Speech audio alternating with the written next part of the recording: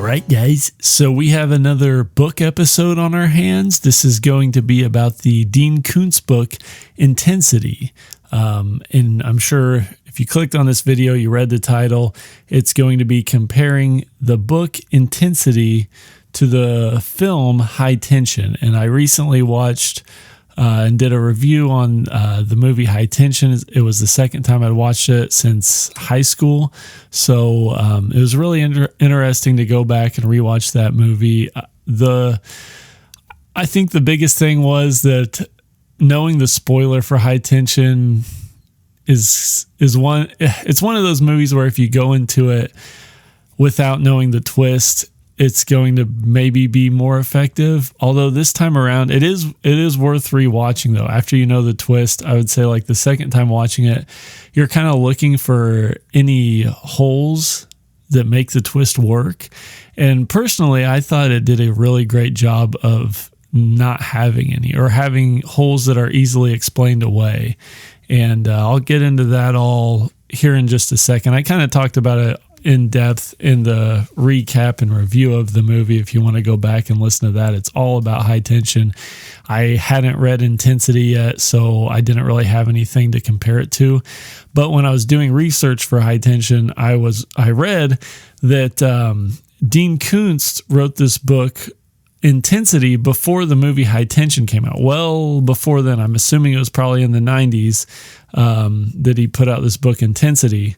And apparently, from what they were saying, before I even read it, they were saying, it was similar enough to where he could have sued over, potential copyright and copyright infringement and stuff like that for his book. But he ended up not even pursuing the lawsuit. This whole thing just intrigued me. I always enjoy seeing, even if it's not just for like the lawsuit aspect of these things. I like whenever songs are, clearly borrowed from other songs. I always find that really interesting to see like where inspiration comes from, or where just straight up like, I don't like using the word ripping off, because that just makes it sound like you're, talking about it in more of a negative way, when, sometimes it is just a rip off and it should be referred to that way. But basically borrowing, ripping off, sampling, whatever you want to call it, I always find that really interesting, because it just leads to more, more art, more books, more movies, more music that you can kind of go to and see where the initial song that you listened to came from. I don't know, what's a good example of that? I know, oh gosh. I'm not going to think about it too much, because the only thing I can think about right now is Vanilla Ice and Under Pressure for some reason. It's the first thing that pops into my mind, which is a horrible example. But anyway, we'll get back on track. So basically, Dean Koontz decided, he watched the movie High Tension, and he decided, I'm not even going to sue this motherfucker, because I hate this movie so much. He thought High Tension was so disgusting that he didn't want to draw any attention or comparison between his book and this movie, which I find really interesting after reading the book, because High Tension at the time was, up there as far as like shocking gore flicks, torture. I feel like it was lumped into like the torture porn era that was starting to kick off, especially in the French Extremity movies that were coming out. I believe it was the first one that was labeled as one of the French Extremity movies for that time. So, I guess I get it. It was probably a lot more shocking then. When I rewatched it recently, it came off as like a really brutal slasher movie, where there is like some pretty intense gore, some, really graphic death and stuff like that. And it doesn't really shy away from any of it. But there's so many movies like that nowadays that are just like streaming everywhere, you know what I mean? And you can just like open Instagram and see like the worst murder scenes from like the Terrifier movies. It'll just be suggested for you, and it's like, oh, nice. This is how I wanted to wake up this morning, just see somebody get fucking sawed in half from their anus to their face by a clown. So anyway, I feel like if you're into horror movies, High Tension probably doesn't come off as like this brutal, extreme, over the top movie as I feel like it's kind of was marketed as when it came out, or like had this reputation for. Anyway, Dean Koontz said, "Fuck that movie. I hate it. It's disgusting. I don't want anyone to even think about my name or my book whenever they watch this goddamn movie because I hate it so much," which probably worked at the time, not pursuing the lawsuit, maybe not. Honestly, I think it kind of backfired because like this just intrigued me so much more. It did get me to read his book though, so I think he should give some credit to the movie. But what I found out was, I assumed there's a big twist in High Tension, like I said. I assumed that the book was going to have this twist in it, and that's what the movie stole from the book. You know what I mean? Like, I feel like that's what High Tension is known for, that and the gore, this, crazy twist that, depending on who you are, sometimes makes sense. I know Robert or Roger or whatever the fuck his name is, Ebert, he did not like the twist. He said it was like, big ass plot hole. I'm going to go ahead and start getting into spoilers, so some of this will make more sense. Anyway, what ends up happening is that the book, so I started listening to the book and I was blown away because the first, like, more than half of the book is High Tension. So I'll just go ahead and get into it. They both start out with these two college women. They're going home. I should have wrote down their names. Hold on. Let me just look up their names real quick. High Tension. I might have to edit this out because I'm just going to be searching. Let's see. So, okay. Let's see. We got the characters here. Where is it? Yep. So you have Marie in High Tension and you have Alexia. So in the book, Leanne is Alexia and China is Marie, I guess, is how you would look at it. And so these two women in both stories, they're going back to Alexia's house, or I think it's Leanne. Is that what I said? Yeah. They're going back to her family's house for a little break to study for their finals and stuff like that. And this is the same thing that's happening in both. I think the only difference is in the book, they're going to California, like out to a vineyard is where their family lives. They live on like a vineyard farm. And in the movie, they're in France, obviously, because it's a French movie. But they're both going to like a remote country house to study for their finals in both stories. And you get a lot more backstory in the book that is like obviously going to always be a difference in books rather than movies. Because, I mean, I listened to the audiobook. I think it was like 14 hours long or something like that, whereas the movie's maybe an hour and a half, maybe 2 hours at the most. So, yeah, you get a lot more backstory. The China / Marie character, you kind of know right away that she comes from more like a troubled background in both. But in the book, you find out that like how she like grew up with this evil mom who was always dating like these sadistic criminal guys that were like tormenting her and doing drugs and like killing people in front of her and shit like that.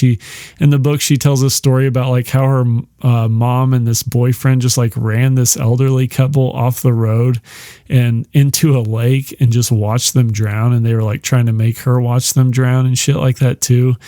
It's just it's pretty dark, and that was one thing that I was like kind of confused about too, because I was like, oh, I guess maybe the book is a lot more tame, but when you get into it, the book is really like, I don't know if it's one of those things where Dean Koontz maybe just doesn't, maybe visually is more affected by seeing like gore and violence and stuff like that, but the way the violence is written in the book is honestly probably more disturbing in a lot of ways. There's like quite a bit of torture. There's also rape and brutal murder and stuff like that. I just didn't really see the difference. Like, obviously, I guess maybe seeing practical effects is more effective than just reading in a book. But for me, sometimes it's almost easier to see it in a movie, knowing that it's an effect and it happens for usually like 10 seconds at the most where you're going to see like this, oh, and you can kind of wince away from it if you're not really into it. Anyway, so I don't know. I was a little thrown off by that, where it's like, man, it's almost harder to listen to him describe them just like torturing these old people and making them like slowly drown in their car and all the other crazy shit that happens in this book than it is to watch an 1.5 hour long movie. Anyway, back to it. So they get to Alexia's house or Leanne's house. The same night that they get there, this killer arrives and just murders the whole family. This happens in both as well, and kind of happens in a similar fashion where like the dad gets killed and then the mom gets killed, and then she hears Leanne screaming or Alexia in the movie. And it's, the similarities are insane. I will say, well, no, I'll save it for the end because the similarities blew me away. I was thinking like, okay, so the twist is probably the same, but I bet the stories are different. It's literally beat for beat this fucking same story up until like 3/4 of the way in, as far as like the movie goes anyway. So this is all the same. The killer gets to Marie's room or China's room, busts in there, and he searches the place, but she did a really good job of making it look like no one lives or no one's in that room, like no one's staying in that room. It's the guest room or whatever. But he checks like the sink to see if the sink's wet. This happens in the movie and the book, and she in both she hides under the bed. He is like just doing a really thorough job of inspecting this room. I was like I said, I'm going to say it a bunch probably, but I was blown away by how similar these two were. So he leaves. He has Alexia tied up, or Leanne or whatever I think her name is in the book. I should probably look that up too, because I'll probably be saying the wrong name the whole time. But I think her name was Leanne. The reason why that name doesn't stick with me as much as the name in the movie is because one of the big her name's Laura in the book. Fuck me. So this whole time I've been saying the wrong name. It was an L name. I got that much right. So Laura is the friend in the book whose family they're staying at. Anyway, the whole family gets killed. One small difference is that in the book, Laura has an older brother that lives in like a cottage on the farm, you know what I mean, with his wife. They both get killed in the book. In the movie, she has a brother, but he's like a little kid brother, and he gets killed in the movie as well. So whole family's dead. Laura is tied up. He goes back in there. I think in the book he rapes her, which is, pretty awful thing to hear about in a fucking book. Dean Koontz, motherfucker, when you're getting all mad about this movie being so brutal. But it's like, I don't think I don't know. They're both fucking bad, because in the movie you're introduced to the killer because he's fucking a severed head, like a woman's severed head is how you meet the guy in the movie. And then he launches it out of his truck into the ditch. And it's just like, okay, well, that's not a great way to start the movie. But the book, very brutal as well. So anyway, China or Marie, they find Alexia / Laura, and they start like comforting her and trying to get her out of there. There's a lot of like close call moments where this guy doesn't know that Marie or China, whichever one you're watching, is in the house at all. So she's trying to remain unknown. You know what I mean? She's like, I can at least save myself. Maybe I can save Laura / Alexia and break my friend out. So she can't figure a way out. In both versions of the story, she arms herself with a kitchen knife. He takes Laura, and so one of the differences in the book, Laura gets killed before she gets loaded up into the truck. In the movie, Alexia is brought into the truck alive, and she's chained up. This is another, I guess, like small difference, but still a difference. In the movie, the killer drives like a big van, almost like a Jeepers Creepers type of van. You know what I mean? Like a big ass work truck thing that's all rusted out and shit. In the book, he drives an RV camper. So he's got like a home on wheels type of situation going on. So he drives the camper up to the house, loads up Laura in it. What's her name? China. She goes out there and she's trying to figure out if she can bust Laura out of there. But when she gets into the RV, she realizes that Laura has been killed. So that was one thing that kind of confused me a little bit, because then she ends up in the camper still. Like, in the book, I was thinking like, damn, this is just like the movie, but if Laura's dead, why would she continue to like pursue this killer in such a reckless way? And I think she gets like trapped in the RV or something, because like he gets in before she can get out, and like maybe the door's locked or some shit like that, or she can't figure out how to open the door or something. Anyway, he takes off with her in the RV and Laura's dead body. But in the movie, she purposely gets in the truck. She's going to stab him. She's like hiding out in the truck to stab the guy, but he like closes the door on her before he even sees her. So he just like slams the door shut and takes off. And she has like the kitchen knife and stuff like that. And Alexia's still in there. And so she just decides like, okay, I'm going to ride along and see if I can help break my friend out of here. So that's like her whole motivation for pursuing this guy, because in the movie, Alexia is alive the entire time. And she's like, okay, I got to help my friend. In the book, she just kind of gets like roped into the RV against her will. Her friend's already dead. She starts like looking around in the bedroom of the RV, and she finds another dead body. This guy who like, she says his eyes and mouth have been sewn shut. So she's like, okay, this guy's, killed my friend's whole family and has more dead bodies in here. What the fuck is going on?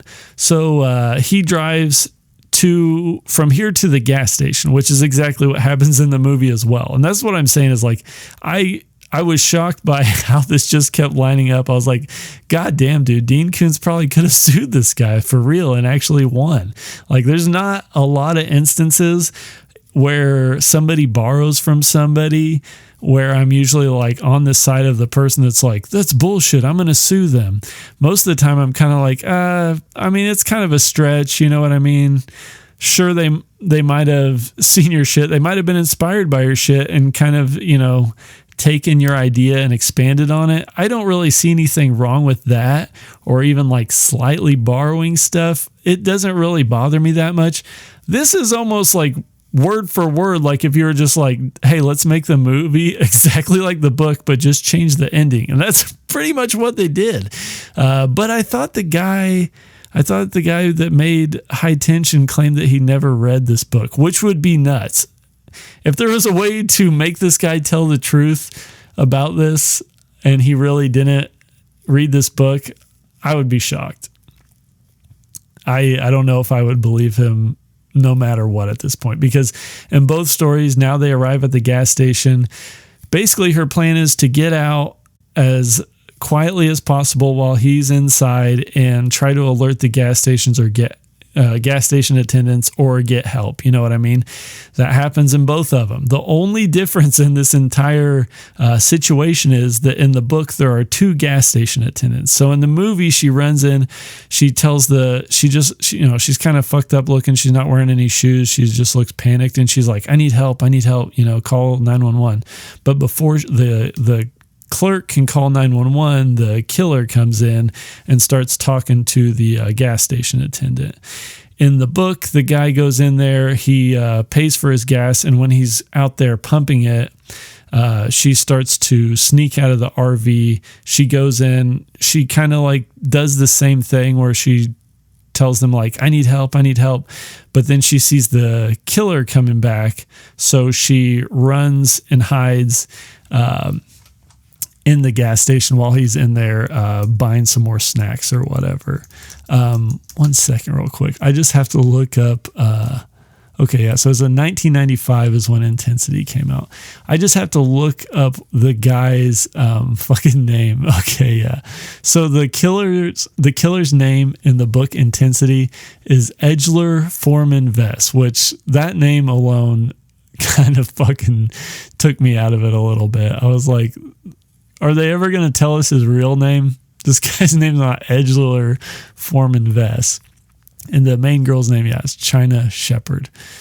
So this is where things start to change a little bit. I knew something was going to have to be different about the book because her friend's dead. She, other than like to tell the police and get help, she doesn't really need to be like following this guy around and putting herself in danger. So while he's in the gas station talking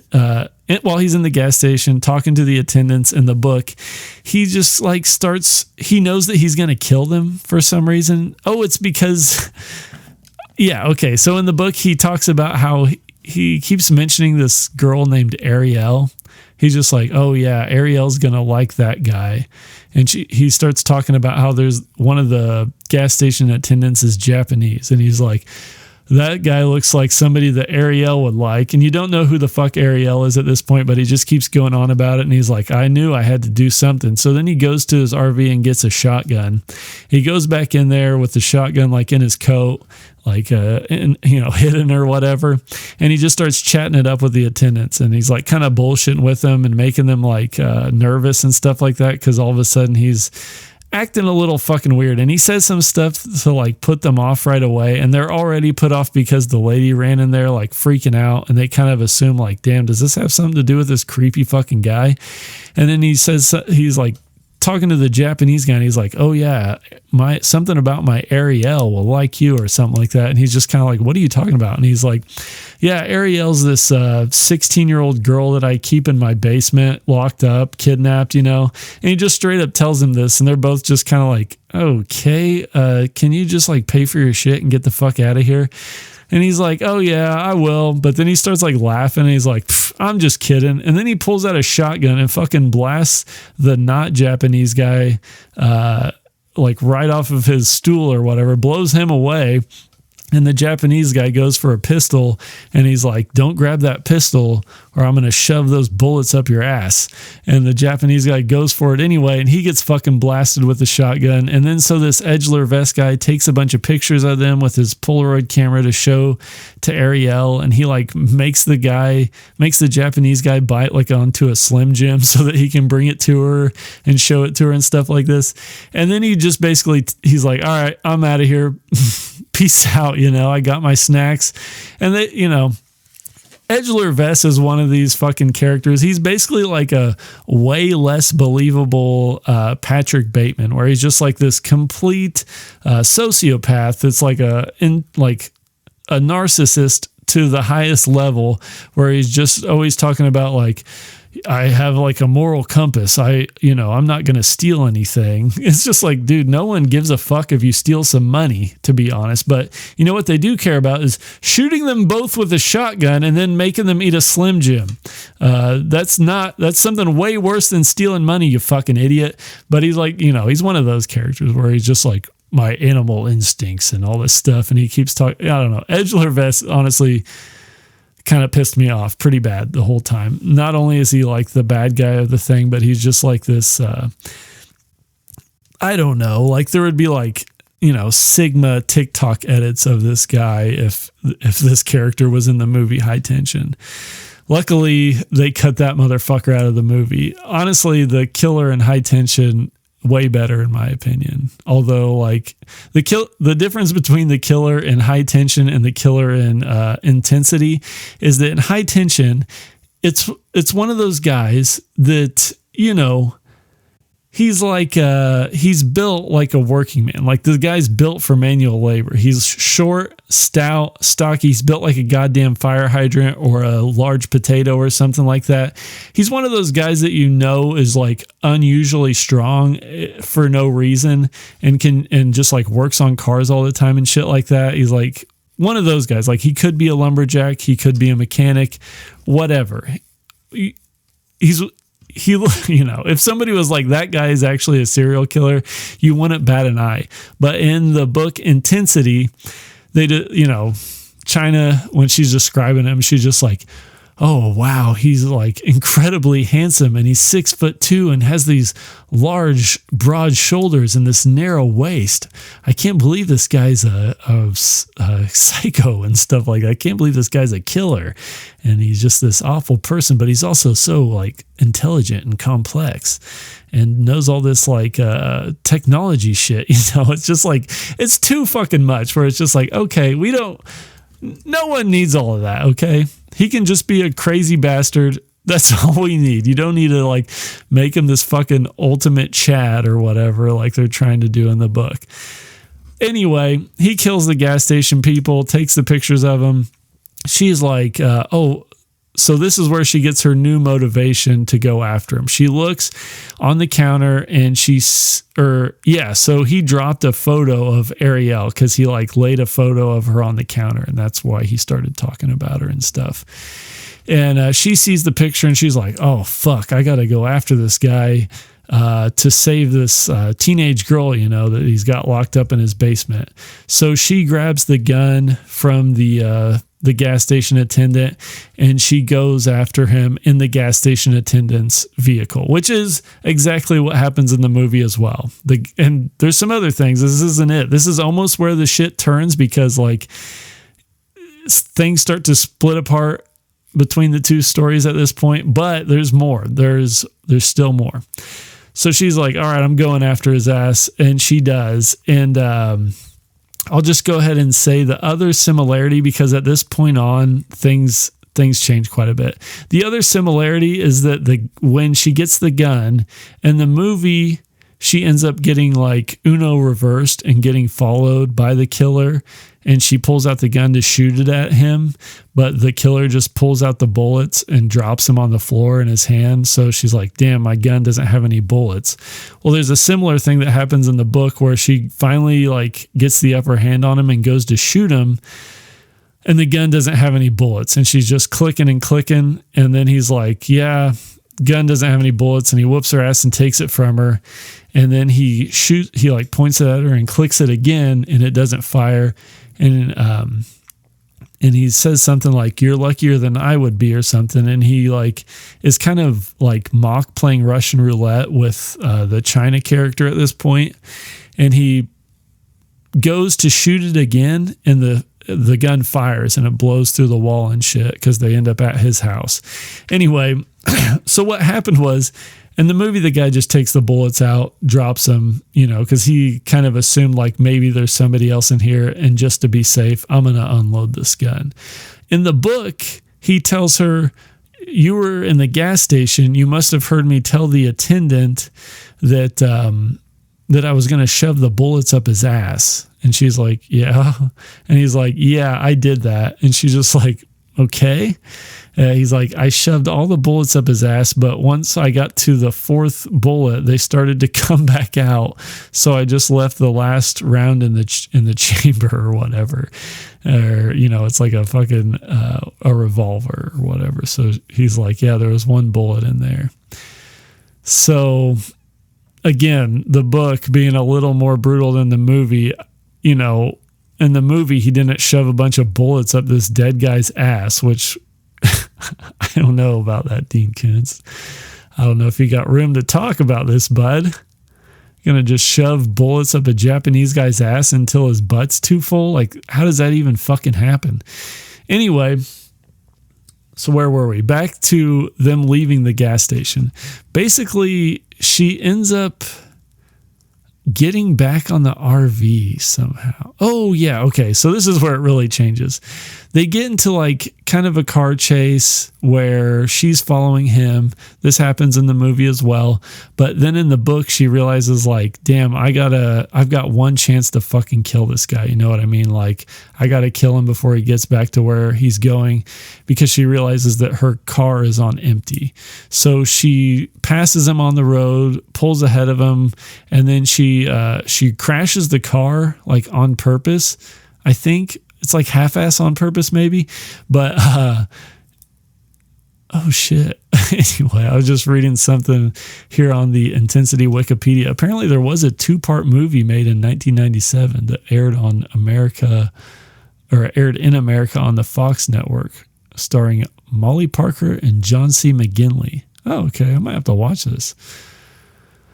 Anyway, we'll do that some other day. Maybe we'll do an update on the intensity / high tension drama.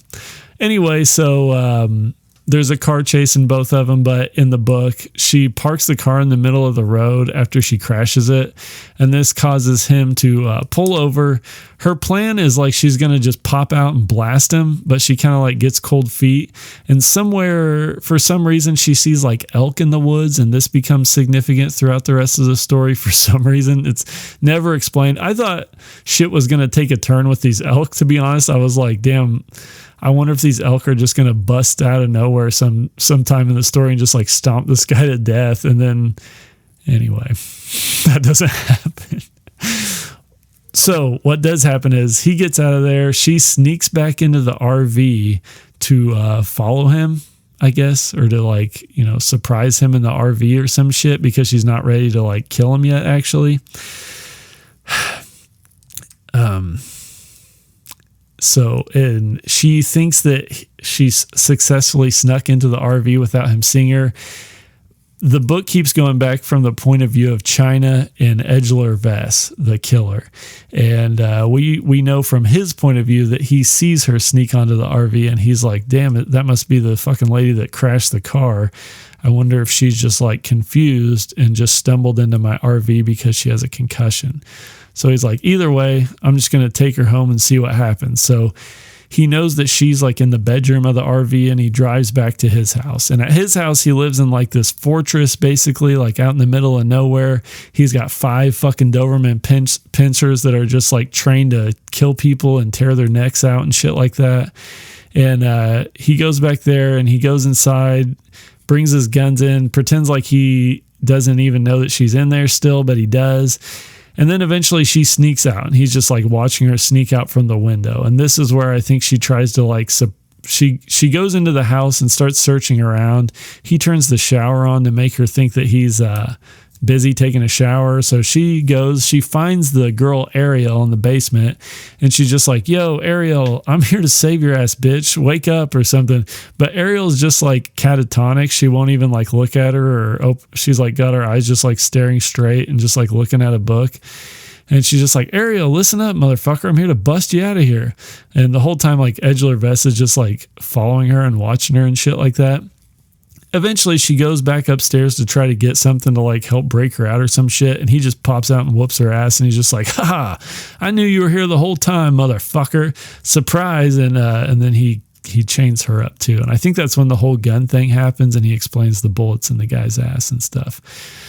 So anyway, from that point on, the movie and the book are very different. And they're no longer alike at all. I feel like that's the last similarity is the thing with the gun and the bullets being unloaded without her knowing it and kind of fucking up her whole plan. So in the movie, the great reveal is that I've been talking about. If you haven't seen it, go watch the movie before you listen to this. In High Tension, at the end of it all, she finally kills the killer. And she goes and she rescues her friend. But then when she like gets her friend unchained and ungagged and everything, her friend is like, get away from me, bitch. And like is trying to stab her and stuff. And she's like, what are you talking about? Like, I just rescued you. I killed the fucking guy. We're all, oh, wait a minute. I got to take back everything I said earlier. I just read this too. Apparently, the director of High Tension, Alexandre Aja, he did acknowledge that he read the book and was aware of the similarities. Oh my God. Shit. Okay. So that's insane, dude. It's crazy that he got away with it. Yeah. And here's a quote from Dean Koontz saying, because he found the film so puerile, disgusting, and intellectually bankrupt, he didn't want the association with it that would have inevitably come if he pursued an action against the filmmaker. So yeah, holy shit. I thought he said that he hadn't read the book. I thought he was like, never even heard of that shit. Here's my movie that's exactly like it for about an hour straight. And about fucking 5 or 6 hours of the novel are identical. Anyway, so in the movie, the big reveal is that the lady who is trying to rescue her friend has been the killer the whole time, and she's actually like has this split personality or whatever, and she's obsessed with Alexia. Maria's obsessed with Alexia, and then once Alexia like stabs or cuts or stabs Marie, the killer like comes back to life, and it kind of switches back and forth between the really like scary killer guy and Maria as the killer at this point. So you kind of realize like, oh, that was all her. Like, you can explain it all away as her just being an unreliable narrator, basically. I mean, there's some things that are a little harder to explain away than others in the movie by just saying that, but I think you can, and I don't see a problem with that. Like, that was one of the things that Robert Ebert was complaining about. He was like, how did the big truck get there then? It's like, how do we even know the big truck is real in the first place? Like, maybe she just kidnapped her in her car or something, you know what I mean? Or took one of the parents' vehicles or something. Anyway, I think it can be explained away for the most part. There was something about the movie that I was like, I don't know if that really adds up, but it could all just have been in her imagination, because as far as we know, nothing that we see in the movie really actually happens other than her killing the people. And that's revealed at the gas station in the movie. She calls the police review the surveillance footage at the gas station, and they see that it was actually Marie killing the gas station attendant.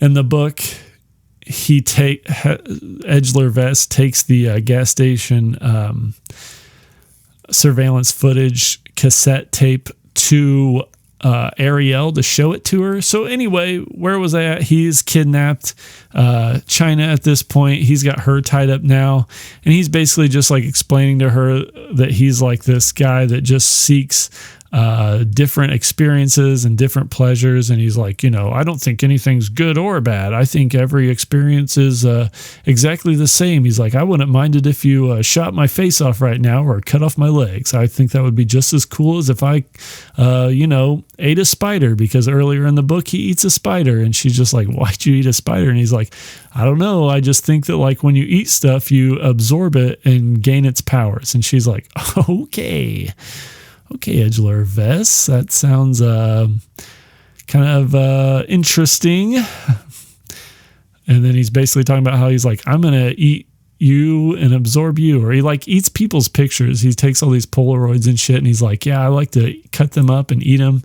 And he like eats the Japanese guy's picture, and he's like, now I'm like the Fuji mountain and stuff like that. And he's like, he's weird.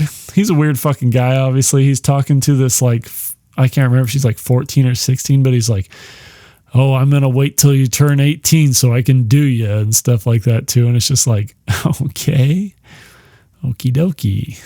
Well, what have we here? So anyway, basically he leaves because he's like, well, I got to go to work now. I'm back to my regular job.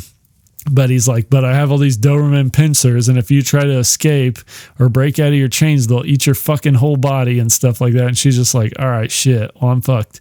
But then when he leaves, she breaks free. She like, it's a long part of the book is her just breaking out of this fucking table that she's chained to. And she's chained all these chairs and shit too. It's insane. But she breaks them by slamming herself into the wall and shit a whole bunch of times. And then she's got until midnight. So the whole time the clock's just like ticking away, and she's going through all this shit. She's all fucked up because she's been slamming her body into the wall and hasn't really had much to eat. Eventually she breaks Ariel out. But she's catatonic as fuck, and she won't like look at her or talk to her or anything. And she's got to kind of like snap her out of it and be like, hey, you need to help me get these fucking handcuffs off my arms, goddammit. You need to wake up, Ariel, goddamn motherfucker. That guy's going to be back, and he's going to be, who knows what he's going to do to us. He's been like fucking torturing everybody. He's got these crazy evil dogs outside. You don't want to be alone with this guy. He's not good. So she eventually kind of like snaps out of it for a second and drills off her handcuffs. And then I don't know. She's like, you know what? All right, I got this plan. I found all this fucking dog armor or like, dog training suit in the closet. I'm going to put this on, get 2 squirt bottles full of ammonia, and I'm going to go spray the fuck out of the dogs and go steal the RV so we can get the fuck out of here. And she does that. It's, all very dramatic. She gets bit by the dogs. Her foot gets bit because she can't fit into the guy's big boots and stuff, But she does spray them all with ammonia, and they're all like, fucking freaking out because they're like, oh, fuck, we're dogs. We got dog noses and shit, and we don't like the taste of that. And I think she sprays one of them in the eyes and stuff. Anyway, she gets back in there. She does get into the RV, but one of the dogs gets in the RV and she has to beat it to death with a hammer or something. Anyway, she fucking busts out of there in the RV. She gets completely out of the guy's property and she's driving off. And as she's driving down the highway, she sees a cop car getting ready to pass her. So she's like, flashing her brights and honking and shit like, hey, we need help, motherfucker. We just got kidnapped by this crazy bastard. But then something clicks in her head whenever she gets out to meet the cop because the cop pulls over. And right as she's getting ready to walk up to the cop car, she thinks about all the shit she saw in Edgeler Vest's house. And she's like, oh, fuck. Edgeler Vest is a cop. And then it is Edgeler Vest in the cop car, and he just starts blasting at her, and she's like, fuck. And she gets back in the RV. She whips that shit around, or no, she reverses and just like slams into his car while he's still in it. And he's like, oh, fuck. And she starts like trying to run him off a cliff or something, but he's like, fuck that. And he grabs his shotgun and he tucks and rolls out of there, and he shoots the tires out of the RV. She's like, God damn, what am I going to do now? Because the fucking RV's spinning out of control and it flips and rolls and lands on its side and shit. And he's going over there. He's kind of fucked up because I think the back of his foot gets run over by the RV. But he's like, oh, it just tore the heel off my boot. But he is fucked up because he got hit by an RV while he was in the car. So that like slammed him into the windshield or some bullshit like that. I don't really remember, but he's hurt. She's also obviously hurt. She got bit by a damn dog and he like whooped her ass and all that stuff too. And she's been in like an RV accident at this point. So anyway, she gets out. He fucking smacks her with the shotgun in the back really hard. I guess there's gas all over the road. Ariel's running away, but he's like not worried because he's like, oh, I'm going to be able to catch her ass, no problem. I'm going to take care of fucking China first because she's been a formidable opponent. He pretty much talks about how like he starts wondering at some point in the book, like, is China my blown tire? Like my one just so happens to be what completely changes my life and stuff like that. And he starts to realize like, shit, I got to take this serious. So he's like getting ready to kill her with something with the fucking shotgun, but he's out of bullets or whatever. So I think he's going to like either hit her with it some more or he's going to choke her. I don't know. Anyway, he's going to kill her. And they're covered in gas, or there's gasoline all around them. China pulls out a lighter that she got from the gas station earlier because she was trying to find a weapon at the gas station, and the best thing she could find was like a Zippo lighter, or whatever. So she's like, God damn, thank God I grabbed this lighter. And she gets it, lights it, tosses it at his feet, and he fucking goes up in flames like a motherfucker. And he's just running around the road like, shit! And he's fucking screaming his balls off, His hair catches on fire. He's just like a big fireball at this point. China gets up and goes to Ariel, and she's like, hugging her and shit. And Edgeler Vest is just like running around aimlessly, like burning up. And that's pretty much it. Yeah, at the end of the thing, at the end of the book, she talks about how she like adopts Ariel, and then she meets some guy with the son, and they become like a family together and stuff like that. And eventually Ariel finally like snaps out of her catatonia while they're on the beach and stuff and starts like lifting her hands to the sky and stuff like that. anyway, that's a pretty quick summary of the book. Like I said, it's kind of long. I don't remember. I thought it was either like anywhere from like 10 to 14 hours, something like that. So pretty decent read overall. I liked the book. I thought it was pretty good. I honestly, I don't know. It's one where they're so similar. I feel like you can pretty much say like, did you like the book or the movie better between these two, which is crazy to say because it's just, it's one of those things where like, if you read a book and you're like, hell yeah, I'm going to turn that into a movie, but I'm not going to ask for any permission and I'm just going to change the ending. That's basically what happened with this book and movie. So again, I got to give a shout out to Dean Koontz for not suing. That's, pretty commendable, even though he made it sound like it was because he hated the movie so much. I got to give him credit for not suing because he definitely could have, I think. And that's pretty much that. So check out the movie High Tension. Check out the book Intensity if you're into reading and you like thrillers and shit like that. I thought it was pretty good. There were some moments that were kind of losing me a little bit. And I do wonder, like, if I didn't have this interest in mind, how much I would have liked the book. You know what I mean? Like my whole motivation for reading it was because how much I like High Tension. And this whole little story about the similarities is what drew me to the book in the first place.